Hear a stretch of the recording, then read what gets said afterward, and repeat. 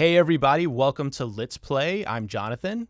And I'm Charlotte. And today we are talking about how to raise a healthy gamer with the man who literally wrote the book on it, Dr. Alok Kanojia. Welcome to the program. Thank you so much for having me. It's awesome to be here. Yes, and I should also say you're also known as Dr. K. And so as we get into this, can you start just by giving us a little bit of background that you have researching this topic and also why you decided to write this book now? Yeah, so I guess when you say researching the topic, I think the most important research that I've done is probably living through a video game addiction myself. So I struggled with gaming addiction probably starting really in high school and then basically failed out of college.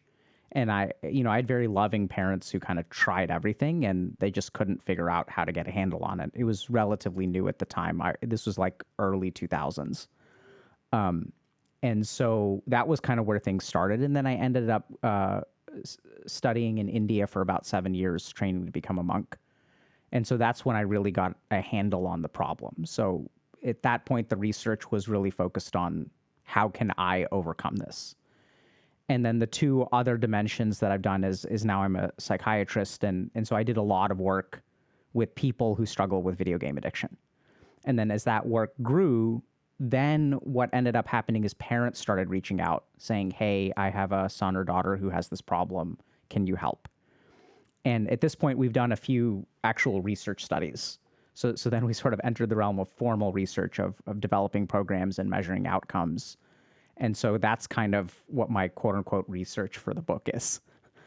And why do you think gaming addiction nowadays is such an issue for parents? I think there are two or three things. The first is that if we look at how we learn how to parent, most of what we learn about parenting, we learn from our parents and the way we're raised, right? Very few parents will take a course on parenting in order to become a parent. So it's just what we pick up.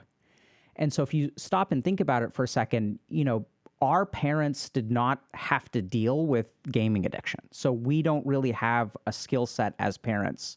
If you think about the challenges of being a parent, everyone's teenage kid goes through a rebellious phase. So we have some kind of playbook for that. The problem is parents don't have a playbook for gaming addiction.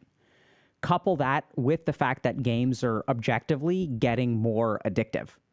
So game developers are getting better and better at engaging their user base, engaging their players. And as a side note, there's two groups of people who refer to their clients as users, and those are drug dealers and app or game developers. So I think that games are getting more addictive. The world is kind of changing, and we don't really just have a good skill set because our parents didn't need it, so we weren't taught it. And what do you think are some of the signs for parents that their child might be either developing or fully into a gaming addiction? Yeah, so I think it's kind of weird, but the first thing that I sort of lean into is just your instinct as a parent. So oftentimes, we have these highly, highly evolved circuits in our brain that detect when our child is unwell in some way. We're very empathically tuned to them. So the first thing that I tell parents to pay attention to is your own internal feeling. And oftentimes what I hear from parents is, they've always liked games, but something has gotten way worse, like more recently. So that's number one. From a more technical clinical definition, when we think about addiction, it's a behavior that starts to impair function. So the moment that it starts interfering with academics, making your professional life difficult, interfering with your social life, physical health or mental health, if it's impairing your health or your life in a significant way, then we really think about an addiction.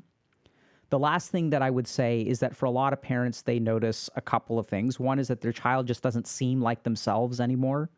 So a lot of moodiness, a lot of isolation, a lot of just very internalizing. They're not really connecting with their friends or you or other people. So some kind of change, if you see your kid is kind of changing, and oftentimes parents will think, oh, maybe this is just puberty or this is normal or they're just going through a phase. So I would really pay attention to changes in your child. Got it. And as we get into the meat of the book, what would be your definition of a healthy gamer? Yeah, that's a great question. So if we look at how video games work, Video games have become more addictive because they start to scratch more of our evolutionary itches. So in the early days, games were just recreation. But now, if you sort of think about it, people have their entire lives online. Games are the way that I form my social community, which is one of the reasons why actually in the early stages of the pandemic, gamers had better mental health compared to the rest of the population because everybody else was struggling with isolation. But gamers, we had our social network already online and really no change for us. So one of the things that we sort of really look at with gaming addiction, we explain this a lot in the book, is that if you look at it, there are multiple psychological needs that get fulfilled through gaming addiction. And then the problem is that these are psychological needs that we normally want to fulfill in our everyday lives. So a need for challenge, mastery, and achievement. This is what drives us to become successful in school, get prestigious jobs, become Olympic athletes. But now we can scratch that itch in the virtual world where it doesn't really have much value at all. So a healthy gamer is someone who gets all of their core psychological needs met in the real world and uses games as recreation.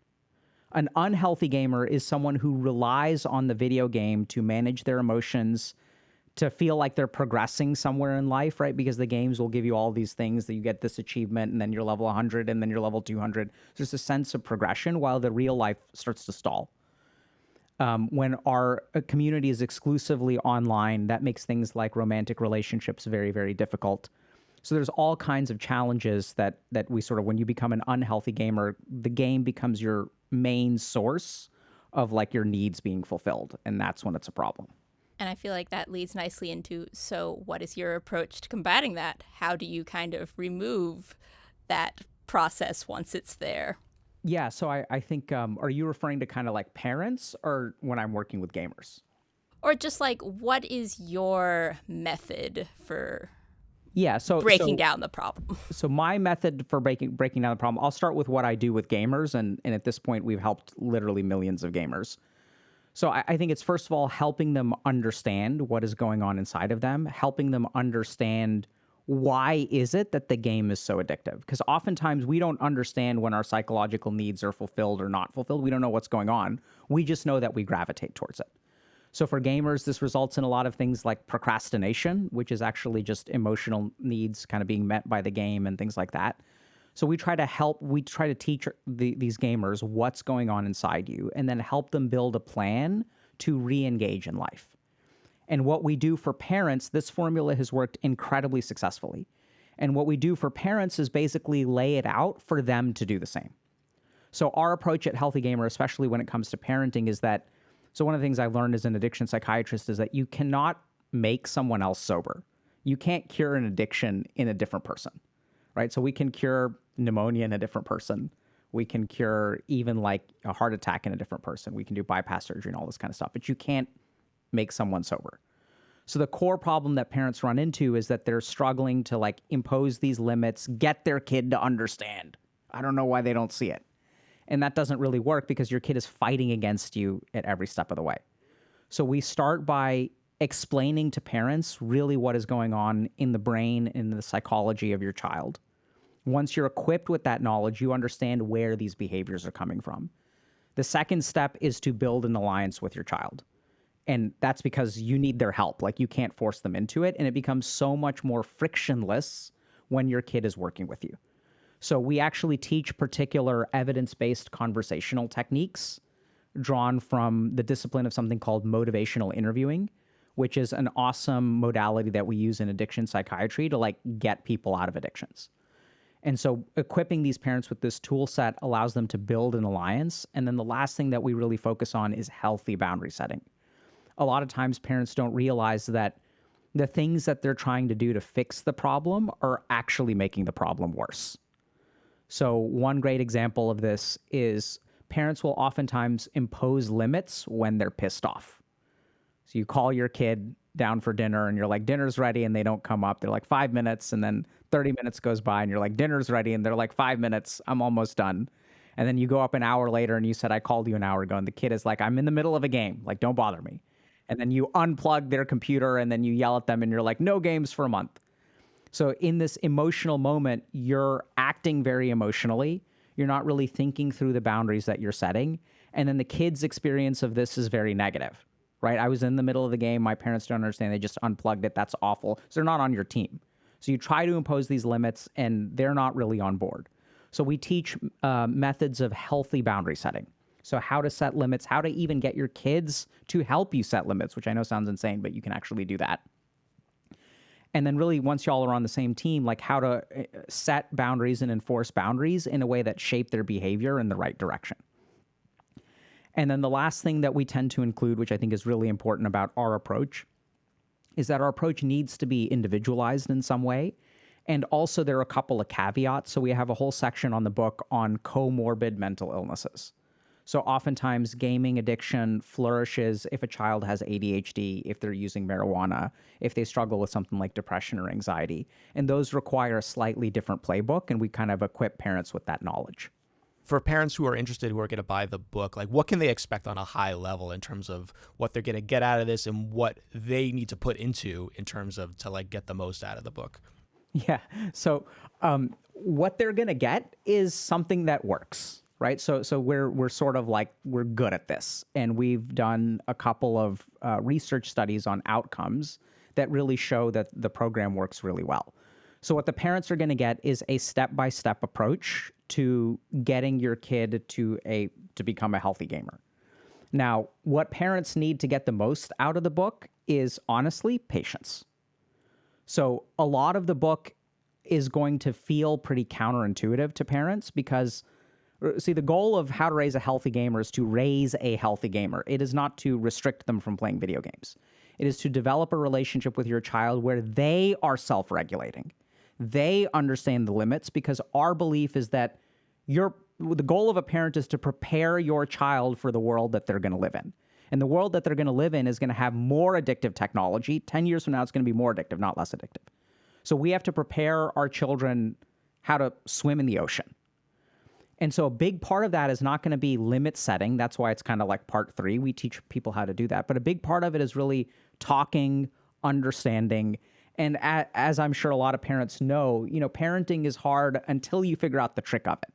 And you're struggling with your kid in some way, and then finally some light bulb goes off. You're able to communicate with them in a way that kind of makes sense to them. You're able to really connect with them. And when y'all are on the same team, things become way easier. So I think a lot of parents get really confused because they're very impatient, because they're terrified of the consequences of video game addiction, which are very real, right? So what we see a lot of, and what we have to do a lot of with parents, is it's not even necessarily working on the kid; it's actually working on the parent. So that's what's kind of tricky about the book. That's what we do really well, is we realize that supporting parents is the best thing to do to support kids. So when you're terrified of the consequences for your child, you engage in a very reflexive, controlling response. But that doesn't move things in the right direction. And so oftentimes what parents really need to do to get the most out of the book is take care of themselves, be a little bit patient with themselves and their kid, and recognize that we're playing the long-term game. One last thing that I would say is that we teach a lot of skills in the book, and I would highly, highly recommend that parents practice those skills, and we even sort of make this recommendation in the book, with people besides their gamer. So you can practice these skills with other relationships in your life, partners, parents, siblings, friends, coworkers, and they work really well basically everywhere. So. And would you say that the skills that parents are helping their kids to learn not only set them up for being a healthy gamer, but also success in other aspects of their life? I mean, I would hope so. So that's what we see, right? So it was interesting because we started out kind of focusing on video game addiction, but what we find is that our interventions are very good at doing things like improving a sense of life purpose and direction. And the reason that we focus on that is if you look at the research on addiction, you have to have one of the most powerful things to overcome an addiction is like having a good reason not to engage in the addiction. And the challenge with a lot of video game addiction is that if I take a kid and on a given weekend, what is the cost to the child if they game all weekend? The cost may seem high to the parent, but the kid doesn't see it that way. What's the difference? I can study next week. I can work on my resume next week. I can start working out next week. There's no real cost to gaming in that moment. And so what we really focus on is teaching kids, and this is what we sort of walk parents through, is how can you talk to your kids so that they can understand what are you actually losing? What do you actually want from your life, right? So that's where we really start our foundation is what do you want from life? And then let's think a little bit together about what's the best way to get it. Are you going to get that by sitting at home and playing games for 12 hours a day? And oftentimes what we find is that the reason that kids lean into the game is because they don't know how to get what they want. So they're being bullied at school, but they don't know how to stop that. They don't know how to develop confidence. And so oftentimes what we see is that when parents kind of work with their kids, we try to help them build a healthy life, which in turn means that our book is about a lot more than video game addiction. It's about helping people build lives that are worth living. Yeah, and you mentioned that it can be difficult for parents because like the gaming industry and technology in general is like such a rapidly evolving dynamic. And what advice would you give to parents who have like zero knowledge of video games? They might be the kind of person that's like, oh, I'm going to take your PS5 away, not knowing that they can also like game on their phone for the next 10 hours and things like that. Is there any advice for parents who just have like no knowledge of video games that how to kind of like stay up on the trends and the different things that games do that are particularly addictive? Yeah, so I think, it's a great question. I don't have a great answer for staying up on trends, but I think the best way for parents to stay on top of what's going on in the industry is to actually talk to your kids. So, this is where I'd say my advice for parents is Sun Tzu's Art of War, which is know your enemy, right? So you really need to understand what games do. So we give people a basic understanding, but even if you look at the research, for example, like there are 6 different personality structures that each gravitate towards different video games. So unless you want to read tons of scientific literature every week, you have one amazing source of knowledge, which is going to be the most important source of knowledge for all parents, which is your kid. So simply talking to your kid, you don't have to keep up with the industry because your kid isn't playing all the games in the industry. What you need to keep up with is your kid. What are you playing? Why are you playing it? What do you like about this game? What do you not like about this game? Oh, you want this game for Christmas? Help me understand what appeals to you about it. And then what parents will oftentimes discover is that there's the game itself, but oftentimes what leads to an addiction is not the game in isolation. It is the game in conjunction with the child's life. So why do your kids want to play these games? Because everyone in their school is playing these games at the same time. And so the next day when your 14-year-old is like at recess or whatever, I don't even know if 14-year-olds have recess nowadays, but, and everyone's talking about, oh, like that was an awesome match last night. That was epic. And then like your kid feels left out. I was talking to one second grader who said that 100% of the boys in her class and 80% of the girls in her class play Fortnite. And so now the challenge is that this has become a part of their life. And the best source of information is your kid. And I feel like that is a great moment to bring in a question that one of your fans had submitted, that is, if discipline and authority has been absent for a long time in a parent-child relationship, where is a good place to start bringing that back in? That's such a beautiful question. So I think I have a step 1 and a step 2.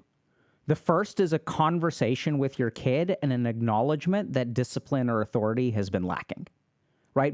So if a parent jumps straight to, okay, this has been missing, let me add this. It can be very confusing for the child. So let the child know where you're coming from. So just to give you all a simple analogy, right? Like let's say that physical affection is lacking in a parent-child relationship. If I wake up one day and I'm like, I'm just going to hug my kid 5 times a day and kiss him on the head 5 times a day, the kid is going to be confused. They're going to be like, what is going on? Like, this is not normal. So signaling to your child that a change is coming. If you look at the psychological literature and behavioral literature on parenting, signaling to a child that something that they don't like is coming is actually a really good way to reduce resistance and increase compliance. Walking into your kid's room while they're playing games and saying it's time to go, unplugging the machine and pulling them out, you're going to get temper tantrums. As opposed to telling them, hey, you've got 1 hour to play. If you don't come down in 50 minutes, I'm going to come up and then I'll tell you in 5 minutes. And then in 60 minutes from now, I'm going to unplug the computer, letting them know it's coming ahead of time. So letting your children know, hey, I feel like I haven't done a great job at like imposing discipline and helping you build discipline. So I'm going to start to change.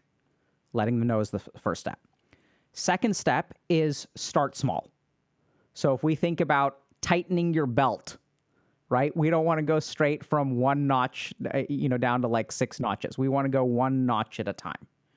So oftentimes parents will overshoot with what they try to do in terms of discipline and set themselves up for failure, increase a ton of resistance. So oftentimes parents will say like, okay, my kid plays games every week and they need to play only an hour a day, but they're playing 6 hours a day. So this is where we use a really useful technique called the 25% rule, which is take where you are, take where you want to go, cut it in half, and cut it in half again.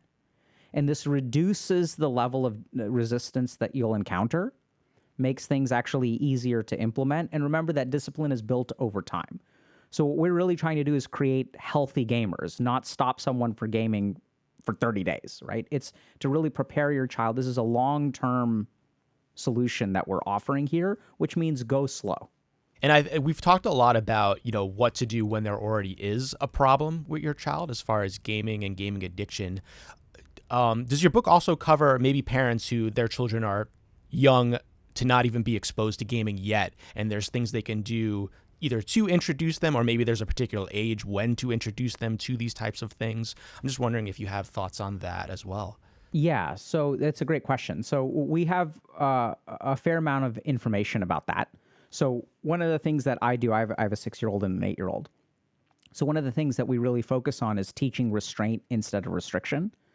So in that same way, how can you work with younger kids? And a key thing here is that oftentimes there are changes happening in children that they're not aware of, but we oftentimes underestimate a child's ability to learn. So even having conversations with your 6-year-old about, okay, I know that you want to play a game. Let's experiment and see what happens. How long do you want to play? And the kid says, I want to play for an hour. And then 30 minutes go by and you ask him how much fun you're having. I'm having so much fun.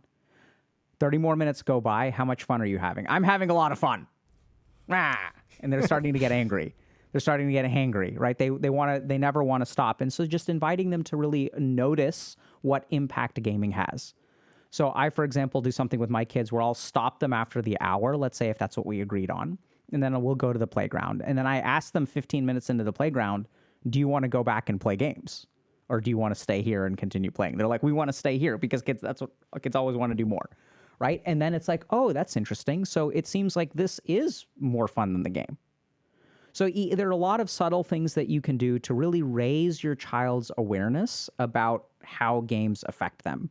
Are they actually happy? Or if you let them play for 4 hours, what is the rest of their day like? So I think we teach some of those techniques. I think the other thing is that since our foundation is communication and alliance building, you don't need to have an addicted child for that to be useful. Even healthy boundary setting we'll kind of go into from the get-go. This is how you set healthy boundaries. And then we actually have a whole section on what we call kind of pre-insight, which is for younger kids who really don't understand very much, like what are the ways that we kind of work with those kids. And then oftentimes parents are really looking for some kind of like very clear idea of is 1 hour a day too much? Is 4 hours a day too much? What's the right level? And our answer, which we're not in the minority, most of the research supports this now, is that there isn't a number. It's not so much about a particular number. It's about having conversations ahead of time and setting expectations. So people will ask me a question, how old do kids need to be before you get them a cell phone? I think it's the wrong question. Because it's not a particular age and then you hand them a cell phone and you're fine. No, the right way to approach it is talking to your child about what does it mean if we're getting you a cell phone? What does this mean about your phone usage? What does it mean about bedtime? What does it mean about studying? What does it mean about family time? What does it mean about dinner table? Where is the phone going to be? What apps are you going to use? How are you going to use the phone? And these are all the conversations that you need to have to prepare them, right? Help them understand that we're going to give you the phone and then we'll see how this goes. These are the behaviors that we're concerned about. Here are the grades that we expect. Here are the extracurriculars that we expect. And if you're in compliance with all the stuff, you can keep the phone. But if these things start to happen, and then you can even ask the kid in this conversation, what do you think we're going to do? And they're going to be like, you're going to take my phone away, right? So, and then they know, right? They're owning it. They understand what's coming down the pipeline. So we oftentimes find that the real money is not in a particular limit or something like that, but is really in sort of developing a relationship with your child, helping them gain awareness about this, and moving from there. And does the book also offer support for parents for kind of the fact that, like, this isn't a straightforward, it's always progress? Like, does it help prepare parents for there will be struggles, there will be setbacks? Absolutely. So implicitly and explicitly. So our approach is built off of real world cases. So literally what we've done is take parents and groups of parents who come to us and say, our child has video game addiction, and I'll work with them personally. And I will see, okay, like, so one size doesn't fit all, right? So I lend my expertise and we work together. And there are lots of setbacks, a lot of different scenarios.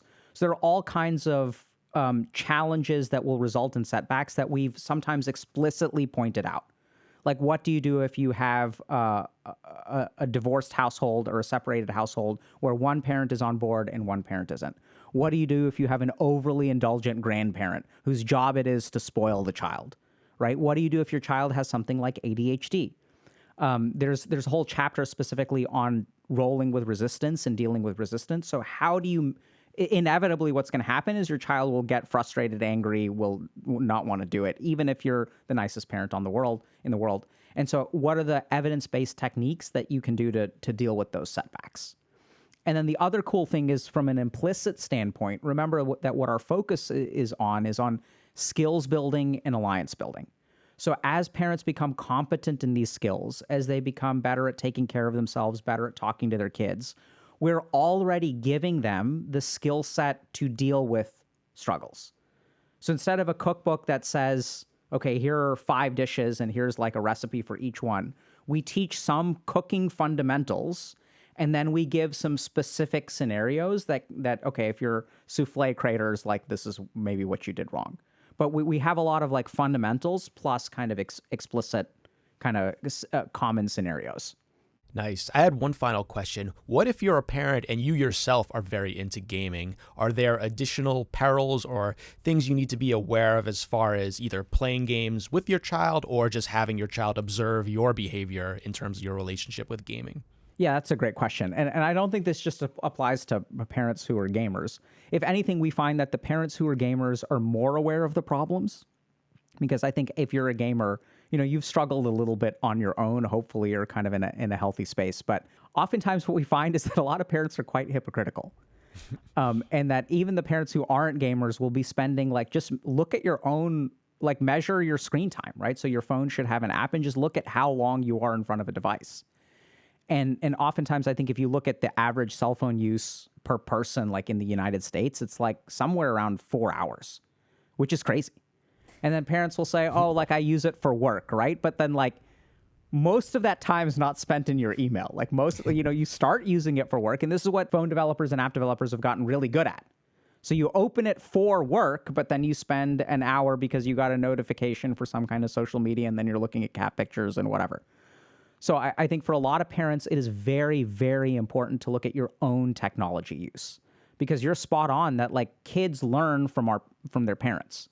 So you're going to encounter a lot more resistance if you as a parent are not strict about your technology use, but you're imposing your limits on your child, right? They're just not going to, and even if it's different, I'm not saying it's objectively the same, the child won't see it that way, right? So when the child has an addictive brain, they're going to use whatever justification, they're going to use some amount of selective reasoning and all that kind of stuff. But still, if you're on your phone for 4 hours a day and you're checking it at the dinner table, then it's really hard to get kids to follow suit. And here's something that we were actually discussing right before this call. If you have kids in your life that your friends, your relatives are raising, and you think they could benefit from the advice in this book, what is a good way to approach kind of offering this book up to parents without making it seem like, we think you're raising your kid badly, here's Yes, some advice? Yeah, so I think this is a great question. So this is where we literally teach specific skills in the book that are useful for video game addiction, but are useful for conversations. Remember when I said, practice these skills on other people? This is like a prime example of this. So I think a great way to put it is to ask an open-ended question. So how do you navigate like your child's gaming? Like, so presuming that, I don't know if in this scenario you have kids or don't have kids or whatever, but let's say you don't have kids. And so just asking your parent, like, technology is getting more addictive. Like, how do you manage it? What's it like? Like, how, what's the situation? Just being curious, not saying, I think you have a problem. Just asking, like, how do y'all deal with this? Right? Because when we were growing up, let's say you're thinking about a sibling. When we were growing up, like, mom and dad didn't have to deal with this. But like nowadays, I see all this stuff about technology being addictive and stuff like that. I also noticed that he's playing a lot, right? You can just make a simple observation without a judgment. And then sort of asking a little bit about, once you kind of point that out, oftentimes what we experience is that even just giving the parent space to like think about the issue, like the parent will be like, yeah, it's a huge problem. It's a struggle every night. It's whatever. So oftentimes most parents like struggle with this. That's why it's become such a thing. So the rate of video game addiction has doubled in the last 10 years from about 6%, which is about as common as alcohol addiction, to about like 11%. So it's twice as bad as alcohol, and the numbers are only going up. So we oftentimes find that people don't need a whole lot of convincing, but I would still start with open-ended questions and then sort of say like, hey, like, because you care about this person, I thought maybe this book would be helpful.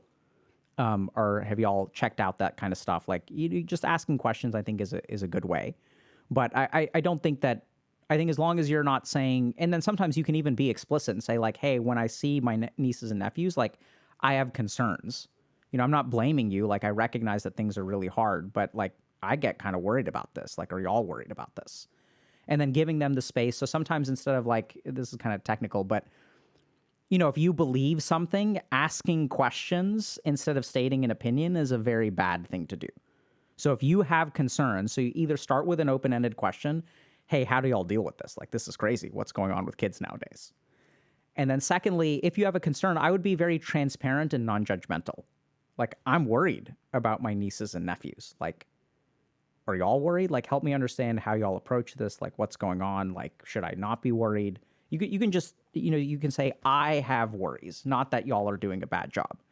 And then last thing I'd say is that, don't be judgmental, which means like y'all are doing a bad job, and be like, I've seen so much stuff. There's a group of lawsuits now for against video game developers. So I saw these lawsuits and it sounds like it's a huge problem everywhere. Like, how do y'all deal with this? I look at this kid and I wonder, is everything that I hear about going on with my niece or my nephew? And sort of asking questions, sharing your personal feeling or your personal worries, as opposed to a judgment, which is your child has a problem, you are a bad parent. Leave it open, right? So don't make a conclusion for someone. So oftentimes giving someone your conclusion is a great way to result in rejection, which, by the way, we explain to parents in the book. Because what do parents do?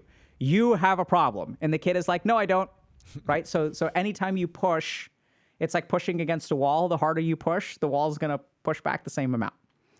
So ask non-judgmental questions, open-ended questions. Don't drill them with a bunch of questions. State your opinion if you have one, but leave room for error. Don't make it a conclusion. Just say, hey, here's what I'm observing. I'm reading about all this stuff. Do you think this could be a concern for y'all? And then you can suggest the book. You can also get the book, and the book will teach you all of those skills, how to talk more efficiently. Yeah, I think that's amazing advice.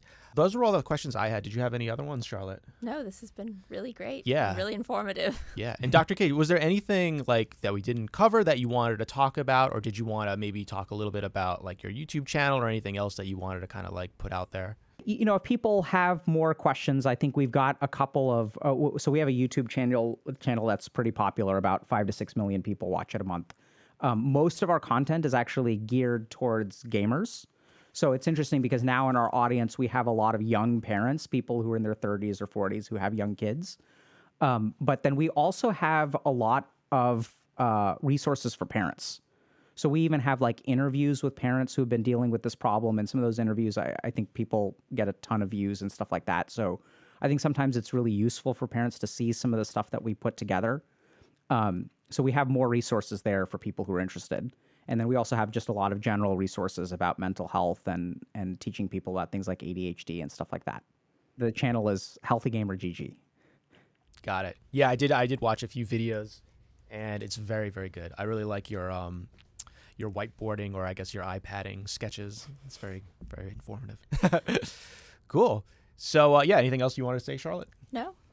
Awesome. So yeah, Thank once you all again, very much. oh, thank you so much. We learned a lot, and I think there's a lot of amazing tips, not only for parents, but just for gamers in general. So once again, the book is How to Raise a Healthy Gamer by Dr. K, and thank you so much for joining us. Thank you for having me.